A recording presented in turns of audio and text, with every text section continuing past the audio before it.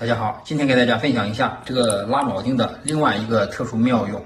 首先，咱们把这个拉铆钉，你看，咱们把这个杆儿给它退出来，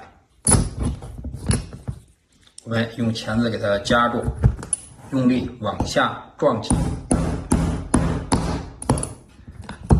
你看，这样就退出来了。接下来跟大家分享一下它具有什么妙用。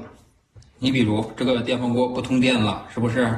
有时候它这个保险就烧掉了，这个温度保险烧掉之后，我们给它更换的时候，你看这里它原先这里是压接的，给大家放大一些，是不是？